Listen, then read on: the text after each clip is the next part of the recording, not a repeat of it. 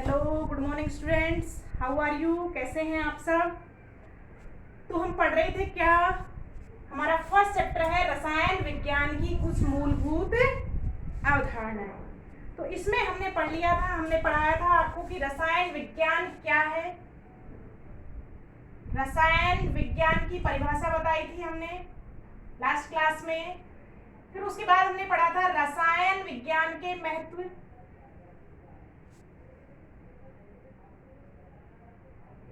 रसायन विज्ञान के महत्व, उपयोग या हम उसको महत्व भी कह सकते हैं।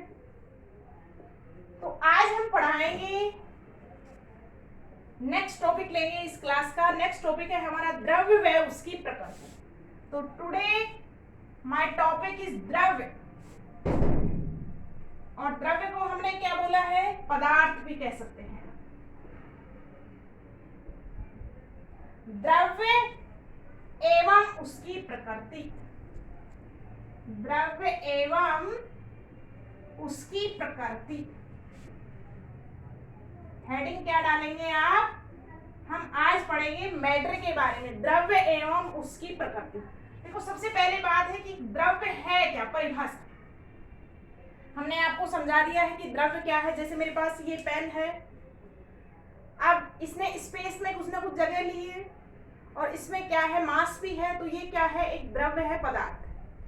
कहने का मतलब वह वस्तुएं या ऐसी वस्तुएं जिनका निश्चित द्रव्यमान होता है तथा जो स्थान घेरती हैं, क्या कहलाएंगी? आपकी द्रव्य कहलाती हैं। तो सबसे पहले हम परिभाषा लिखेंगे, ऐसी वस्तुएं जिनका निश्चित द्रव्यमान होता है, ऐसी वस्तुएं जिनका निश्चित द्रव्यमान होता है, ऐसी वस्तुएं जिनका निश्चित द्रव्यमान होता है,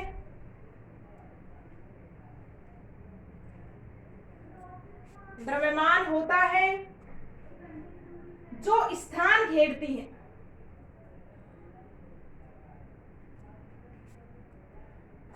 तथा जो स्थान घेरती है।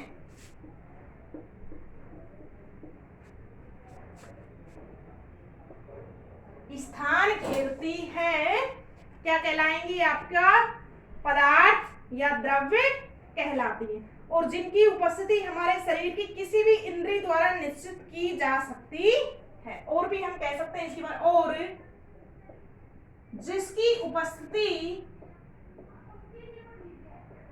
जिसकी उपस्थिति हमारी किसी भी इंद्रिय द्वारा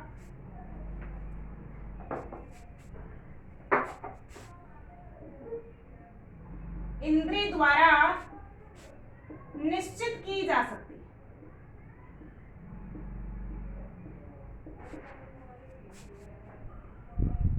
निश्चित की जा सकती है क्या कहलाती है? द्रव्य या पदार्थ, या हम क्या कहेंगे बच्चों? उसको मैटर कहलाती है, मैटर कहलाती है। तो सभी को समझ में आया होगा यहाँ तक? हमने पदार्थ की परिभाषा क्या कही है, नोट डाउन कीजिएगा इसको। पदार्थ की परिभाषा है, जैसे उदाहरण दीजिएगा स्टूडेंट्स।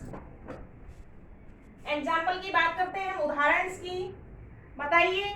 जैसे लकड़ी, पत्थर, लोहा, लकड़ी कोमा पत्थर, लोहा, किताब, ये सभी क्या है आपके पास? वायु, जल, जिसको आप किसी भी इंद्रिय द्वारा महसूस कर सकते हैं। आंख, नाक, कान किसी के द्वारा भी महसूस कर सकते हैं। सब आपकी क्या कहलाती है? पदार्थ या द्रव्य कहलाती है। अब देखिएगा, यहाँ तक सभी ने नोट डाउन कर लिया होगा। अब आगे हम पढ़ते हैं इसमें पदार्थ का वर्गीकरण। नेक्स्ट देखेंगे हम द्रव्यों का वर्गीकरण, या पदार्थ का क्या देखते हैं बच्चों? वर्गीकरण। पदार्थ को निम्न आधार पर वर्गीकृत किया गया है। पहला है अपना भौतिक अवस्था के आधार पर वर्गीकृत किया गया है। तो भौतिक अवस्था के आधार पर पदार्थ को 3 भागों में वर्गीकृत किया। कितने भागों में? 3 भागों में वर्गीकृत किया गया है।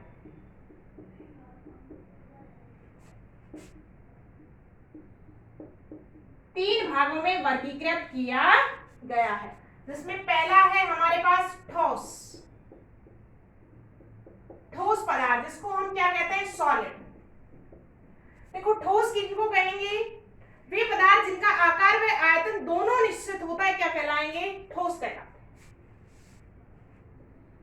वे पदार्थ हम सब जानते हैं, 9-10 से पढ़ते हुए आ रहे हैं। जैसे ये पेन है मेरे पास, इसका आकार भी निश्चित है और आयतन भी निश्चित है, तो ये क्या है? ठोस है, ठोस पदार्थ है। तो वे पदार्थ जिनका आकार व आयतन दोनों निश्चित होता है, दोनों निश्चित रहते हैं, ठोस पदार्थ कहलाते हैं। ठोस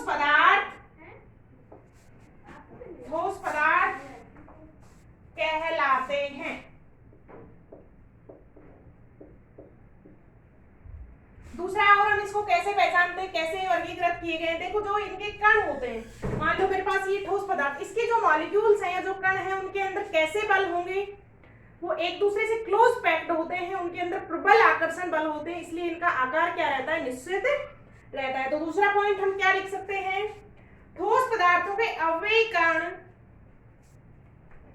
सेकंड पॉइंट देखिएगा, ठोस पदार्थों के अवयवी कण, अवयवी कण प्रबल आकर्षण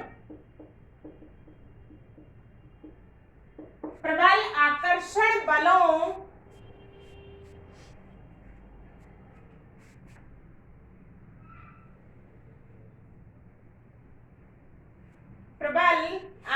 आकर्षण बल को एक और नाम दिया है अंतर आणविक। इनके अणुओं के मध्य लगने वाले आकर्षण बल क्या होते हैं? प्रबल होते हैं। इसलिए हम क्या कह सकते हैं? अंतर आणविक आकर्षण बलों, अंतर आणविक आकर्षण बलों के द्वारा निकटतम संकुलित होते, बलों द्वारा निकटतम संकुलित होते।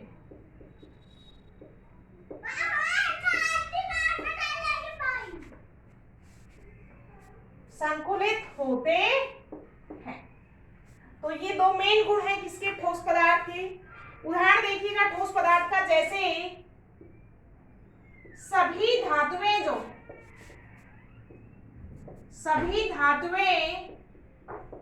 ठोस पदार्थ होती, जितना भी आपके पास मेटल है, आयरन है, गोल्ड है, सब क्या है? ठोस वस्तुएं। उनसे बनी हुई चीजों की आकृति क्या रहती है? निश्चित रहती है। तो सारी की सारी धातुएं आपकी किसमें आती हैं बच्चा? ठोस पदार्थ में आती हैं। जैसे कॉपर हो गया, एजी हो गया, एयू गोल्ड हो गया, और आपका और क्या हो गया? सोडियम हो गया, जिंक हो गया। ये सब क्या है? आपकी धातुएं हैं और कैसे होती है? ठोस होती है। कुछ और भी अन्य पदार्थ भी हैं जो आपके ठोस होते हैं, जैसे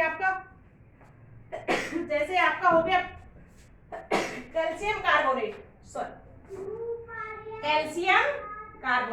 जिसको हम क्या कहते हैं? चूने का पत्थर। तो ये सभी वस्तुएं क्या है बेटा? नमक हो गया हमारे पास, NaCl, सॉल्ट जो है ये भी कैसा है बेटा? ठोस है। तो ये है आपके ठोस पदार्थ के गुण। वे वस्तुएं जो जिनका आकार व आयतन दोनों निश्चित होता है, कैसी कहलाती है? ठोस। इनके कणों के मध्य लगने वाले बल कैसे होते हैं बेटा? प्रबल आकर्षण बल होते हैं। सेकंड, भौतिक अवस्था के आधार पर सेकंड आपकी अवस्था है बेटा, क्या है आपका? द्रव। पदार्थ की सेकंड अवस्था क्या है? आपका द्रव, जिसको हम क्या भी कहते हैं? लिक्विड। तो देखिएगा बेटा, हमने ठोस का क्या बताया, आकार व आयतन दोनों निश्चित होता है। ऐसे ही द्रव में क्या होगा, द्रव का आयतन निश्चित होता है। वे पदार्थ जिनका आयतन निश्चित होता है, वे पदार्थ जिनका आयतन निश्चित होता है।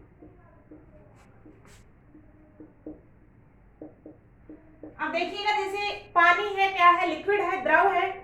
मैंने 1 गिलास पानी का लिया है। अब उसका आयतन तो 1 गिलास ही रहेगा। अगर मैं उसको प्लेट में डाल देती हूँ या किसी और कंटेनर में डाल देते हैं, तो उसका बोतल में डाल देते हैं, तो उसका आकार जरूर बदलता है। वो उसी पात्र का आकार ले लेता है जिस पात्र में हम उसको भरते हैं। तो पदार्थ जिनका आयतन निश्चित होता है जबकि आकार अनिश्चित होता है।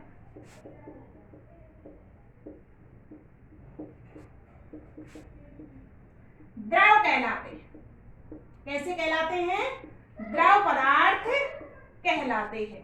सेकंड पॉइंट डालिएगा बेटा इसमें, द्रव पदार्थों में अव्ययी कणों के मध्य, द्रव पदार्थ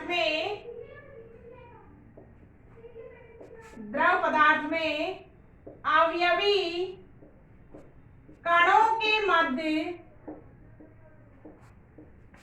ठोस की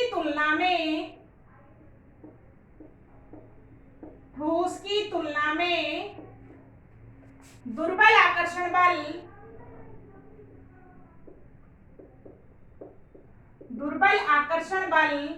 लगते।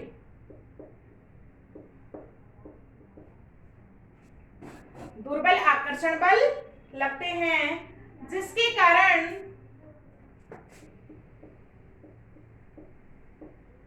कारण द्रव के कण एक स्थान से दूसरे स्थान पर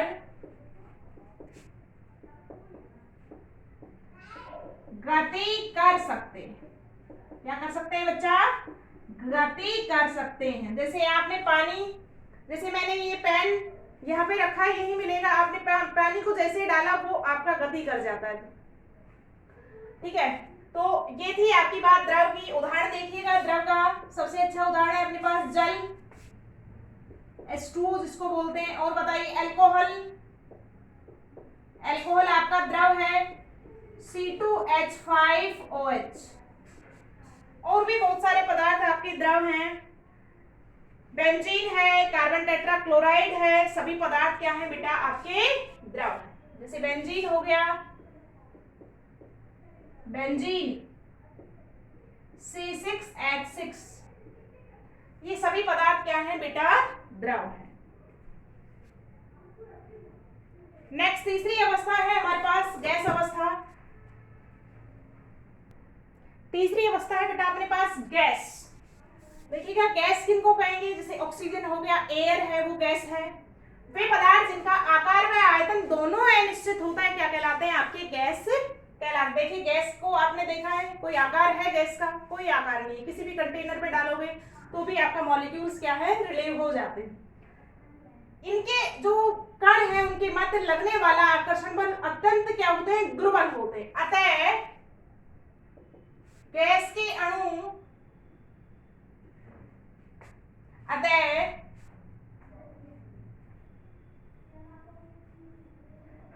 गैस के अणु एक स्थान से दूसरे स्थान पर